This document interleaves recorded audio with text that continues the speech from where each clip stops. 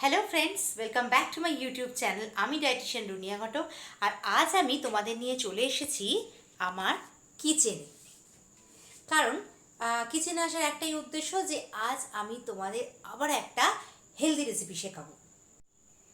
High protein डाয়েট অনেক ক্ষেত্রে কিন্তু হাই প্রোটিন ডায়েটটাকে সাজেস্ট করা হয়। যেমন ওয়েট লস জার্নিতে যখন থাকে তখন তো প্রোটিনের অ্যামাউন্ট বেশি খেতে বলাই হয়, কারণ প্রোটিন একটু বেশি করে খেলে কী হয়, অনেকক্ষণ পেটটা ভরা থাকে এবং অ্যাপেটাইট কাট ডাউন হয়।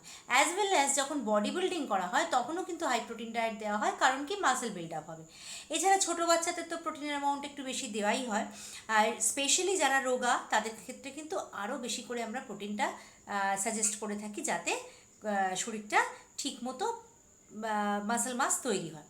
তো এই সব কথা চিন্তা করে আমি ভাবলাম যে আজকে একটা হাই প্রোটিন কোনো রেসিপি তোমাদের সাথে শেয়ার করি, তোমাদের হয়তো তাতে কিছু সুবিধা হবে এবং একটা হাই প্রোটিন ডিনারে কি হাই প্রোটিন ডায়েট খাওয়া যায় সেটা একটা তোমাদের প্ল্যান করে দিই।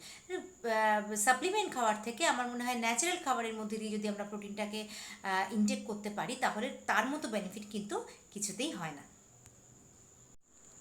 হাই প্রোটিন বলতেই আমাদের চোখের সামনে ভেসে ওঠে মাছ, মাংস, ডিমের চিত্র, কিন্তু নিরামিষ প্লেটে কিভাবে প্রোটিনের অ্যামাউন্টটাকে বাড়ানো যায় সেটাও কিন্তু অনেকের ক্ষেত্রে খুব একটা চ্যালেঞ্জিং হয়ে যায়। যে যারা আমরা বাঙালিরা তো মোটামুটি সবাই ননভেজ খাই, মাছটা খাই, মাংস খাই, কিন্তু কোনো দিন অনেকে নিরামিষ খেয়ে অভ্যস্ত, সেই দিনকে তারা প্রোটিনের চাহিদাটা কী করে মিট আপ করবে সেটা কিন্তু অনেকেরই একটা প্রশ্ন থাকে।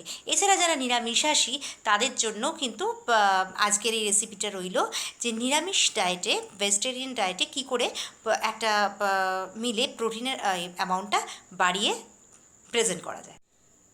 তো চলো আর বকবক না করে একদম আমরা রেসিপিতে চলে যাই।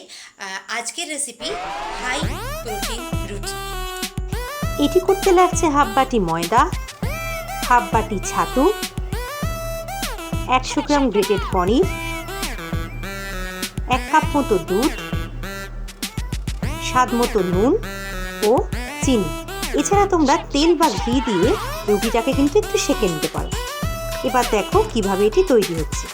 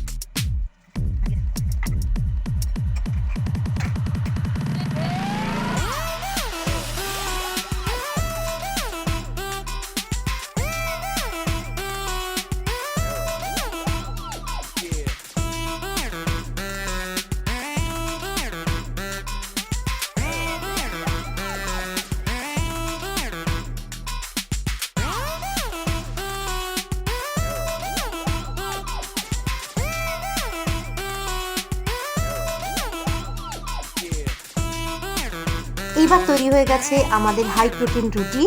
এর সাথে কিন্তু অবশ্যই খাবে 1 বাটি শসা, টমেটো, অঙ্কুরোদ্গম ছোলা দিয়ে তৈরি স্যালাড, আর রাখবে 100 থেকে 150 গ্রাম টক দই, কারণ টক দই কিন্তু ফার্স্ট ক্লাস প্রোটিনের একটা রিচ সোর্স। এটা একটা কমপ্লিট মিল হলো, কারণ এর মধ্যে রয়েছে কার্বোহাইড্রেট এবং হাফ চামচে হলো অল্প তেল। ছাতু, পনির, দুধ, দই এবং স্প্রাউট হলো প্রধান সৈন্য যারা এই মিলটির প্রোটিন কন্টেন্ট বাড়িয়েছে। ভেজিটেবল স্যালাডটার থেকে পেয়ে যাবে পর্যাপ্ত পরিমাণ ভিটামিন, মিনারেলস এবং fibre. So enjoy this high protein platter. আজকের মতো এইটুকুনি। আমার তো তোমাদের দেখাতে গিয়ে আমার আজকে ডিনার রেডি হয়ে গেল এবং আমি এখন ডিনার করতে যাব। রাত হয়ে গেছে, ডিনার টাইম হয়ে গেছে, তোমরাও ডিনার করে নাও। আজ এই পর্যন্ত। তোমরা সবাই ভালো থেকো। ইট হেলদি, স্টে হেলদি।